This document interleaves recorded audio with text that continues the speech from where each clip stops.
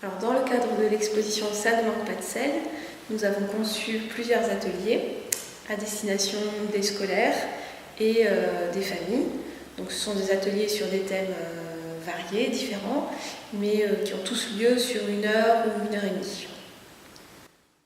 L'atelier du sel au bout du pinceau est un petit peu plus original que les autres ateliers parce qu'il fait la part belle à la créativité. On part de quelque chose de très concret qui est plutôt un aspect scientifique, le sel, mais on arrive sur un atelier créatif, imaginatif, où chaque personne peut s'exprimer. L'atelier débute dans la salle d'exposition autour d'une œuvre de Louis Garneret, qui est un peintre du XIXe siècle.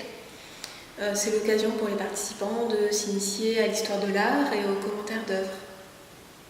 On a un petit triangle ici. Moi je dirais qu'on a même encore un triangle ici avec la vague. Et le triangle c'est intéressant parce que le triangle il n'est pas aussi stable qu'un carré ou qu'un rectangle. Le triangle il a 3 côtés alors il n'est pas stable du tout. Il tangue comme dans la tempête. L'atelier se poursuit en salle pédagogique où les participants sont invités à créer une marine, donc une œuvre avec la mer, en expérimentant une technique particulière qui est la peinture à l'eau très diluée et au gros sel.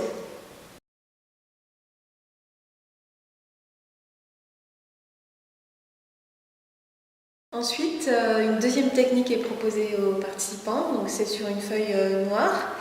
Où les gens dessinent avec de la colle un dessin et ensuite ils saupoudrent de sel fin.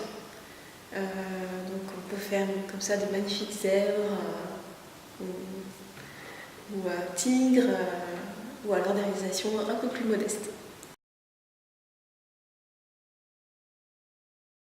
Alors pour finir, les familles et les enfants découvrent aussi d'autres artistes qui travaillent avec du sel, en particulier des sculpteurs, et on leur met à disposition un bac à sel dans lequel ils peuvent eux-mêmes réaliser des œuvres, des sculptures éphémères.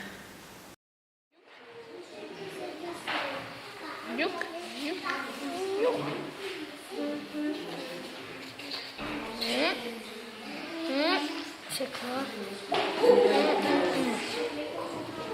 Un saxophone. C'est un saxophone là. Ouais. Terminé. Saxophone. Ouais, ce que j'en fais. Attention, Léon. L'idée c'est qu'à la fin, les participants aient découvert différentes formes artistiques, différents artistes, qu'ils aient pu expérimenter des nouvelles techniques et surtout qu'ils aient pu s'exprimer, qu'ils aient fait marcher leur imagination et qu'ils repartent satisfaits avec leurs œuvres d'art en poche.